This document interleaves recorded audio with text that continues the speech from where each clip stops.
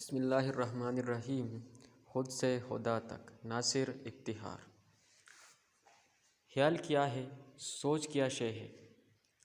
What is the difference between thought and thinking? کیا ہم واقعی سوچتے ہیں؟ ہمیں ایسا لگتا ہے کہ ہم سوچتے ہیں، جبکہ حقیقت اس کے برعکس ہے۔ انسان ہرگز کچھ بھی نہیں سوچتا، ہم صرف محرک یعنی اسٹیمولس کا جواب دیتے ہیں۔ سوچ اپنی اصل میں ایک مردہ شے ہے۔ سوچ ذہن میں پیدا نہیں ہو رہی، یہ خود بخود وقوع پذیر نہیں ہو رہی۔ سوچ باہر ہے، یعنی یہ ایکسٹرنل ہے، یہ انٹرنل نہیں ہے۔ اسٹیمولس باہر ہے، یہ بہت پیچیدہ سوال ہے۔ آئیے پیاز کے چھلکے کی تہیں اتارنا شروع کرتے ہیں، دیکھتے ہیں آخر میں کیا بچتا ہوں۔ نظریہ ارتقاء دی تھیوری آف ایوولوشن کی بات شروع ہو تو بہت سے ایسے لوگوں کے دل کو ٹھیس پہنچتی ہے جو اپنے خیالوں میں آدم و حوا کو آسمان سے زمین پر اترتا دیکھتے ہیں۔ اللہ تعالیٰ کی عادت مبارکہ میں تصوراتی بناوٹ نہیں ہے۔ اللہ فکشن کو نہیں، حقیقت یعنی فیکٹ کو پسند کرتا ہے۔ وہ عالم ہے سب سے بڑا عالم، وہ عالم ہے سب سے بڑا عالم ہے۔ وہ کوئی بھی کام ایسا نہیں کرتا جس کی کوئی علمی بنیاد نہ ہو۔ بندر سے انسان بننے کے عمل کو نہ بھی مانا جائے تو یہ بات پھر بھی طے ہے کہ قرآن کہتا ہے انسان پر ایک طویل عرصہ ایسا بھی گزرا ہے جب وہ کوئی قابل ذکر شے نہ تھا۔ اگر وہ ہمارے جیسا ہی کوئی انسان بھی تھا تو لازمی امر ہے کہ جانوروں کے قریب تر زندگی گزارتا تھا۔ ہماری خصلتیں بھی اس امر کی شہادت دیتی ہیں۔ ہر انسان میں کسی نہ کسی جانور کی صفت ہوا کرتی ہے، جیسے کوئی بھیڑ یا صفت شیر کی، کوئی بھیڑ یا صفت شیر کی طرح بہادر، لومڑی کی طرح چالاک اور سانپ کی طرح خطرناک ہوا کرتا ہے۔ اس اولین دور کے انسان میں عقل و فہم نام کی کوئی شے نہ تھی۔ ارشاد باری تعالیٰ ہے، ہم نے تمام جانوں کو بحل پر حاضر کیا۔ یہ کون سا بحل ہے جو انسان سمیت ہر زندہ شے میں حاضر ہے؟ ہر قیمت پر اپنی جان بچائے رکھنے کی جہالت سب سے بڑا بحل ہے کہ کوئی مرنے پر آمادہ نہیں ہے۔ آغاز ہوا تو ہر طرف موت کی بادشاہی تھی۔ انسان کے پاس عقل تھی، نہ ہی علم۔ نتیجہ یہ تھا کہ دوسرے تمام جانداروں کے ساتھ انسان بھی تیزی سے مر رہا تھا۔ ہر شے اس کی دشمن تھی۔ کبھی سامنے کاٹ کھایا تو کبھی کسی کھائی سے نیچے جا گرا، کبھی درندوں نے چیر پاڑ کر رکھ دیا تو کبھی پانی میں ڈوب مرا۔ پھر ایک دن اس امر نے مرنے سے انکار کر دیا۔ 100 میں سے 99 انسان پہاڑ سے گر کر مرے، لیکن آخری انسان نے موت کے شدید ترین تیز ہوتے متحرک یعنی اسٹیمولس کو جواب دے دیا۔ نیچے ایسا کیا ہے کہ جو جاتا ہے واپس نہیں آتا۔ اسے پہلی بار خوف کے سرد احساس سے شناسائی ہوئی۔ میں ایسا نہیں کروں گا جیسا مجھ سے پہلے والے کر رہے ہیں۔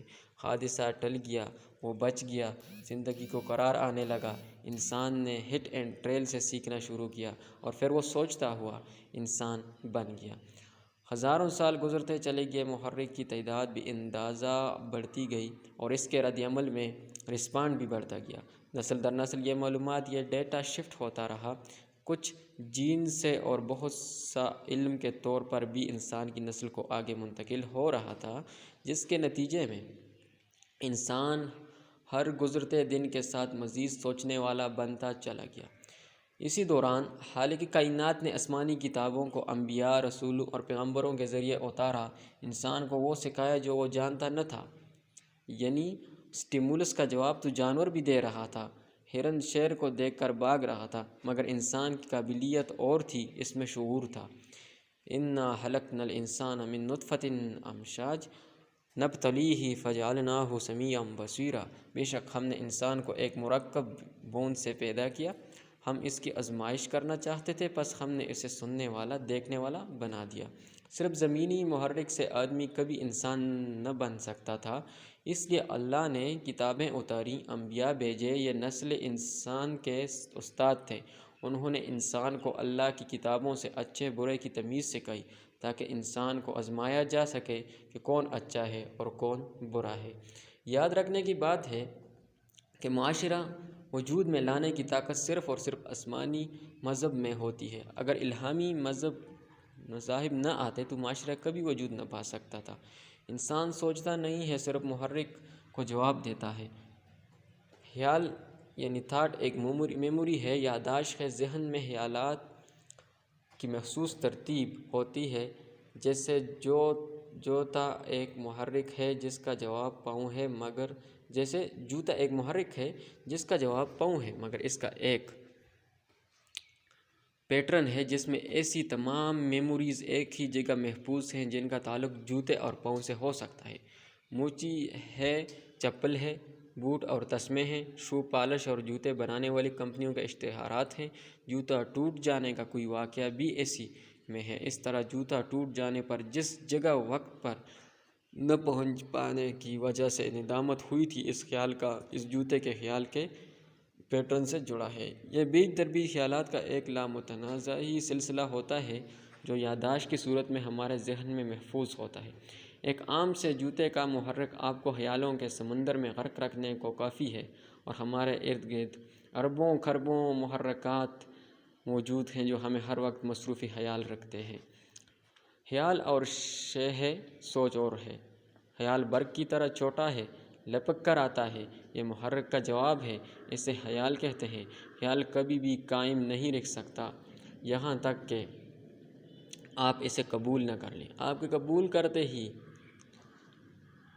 خیال سوچ میں تبدیل ہو جاتا ہے، اسے سوچنا یعنی تھنکنگ کہتے ہیں۔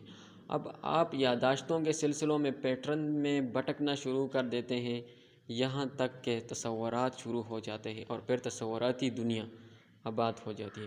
انسان اپنے خیالوں سے سوچتا ہوا تصورات کے جہان آباد کرتا ہے، لوگوں سے بدلے لیتا ہے، گزر چکے واقعات کو دہراتا ہے، خیالی کامیابیوں کے جھنڈے گاڑتا، محبوبہ سے ملاقاتیں کرتا اور اپنی سوچوں میں عمارات کی بلندیوں کو جاتا انسان۔ یہ سب ذہنی خود لذتی یعنی مائنڈ مسٹربیشن ہے، جس کا کم یا زیادہ، کچھ عرصہ تا دیر یا ہمیشہ ہم سب شکار ہوتے ہیں۔ موضوع کی طوالت کا خطرہ نہ ہو تو صرف اس ایک موضوع پر ہی کتاب لکھی جا سکتی ہے، لیکن مقصد چونکہ صرف نفس کی پہچان ہے، اس لیے اسے تشنا چھوڑ کر آگے بڑھنے کے سوا کوئی چارہ نہیں ہے۔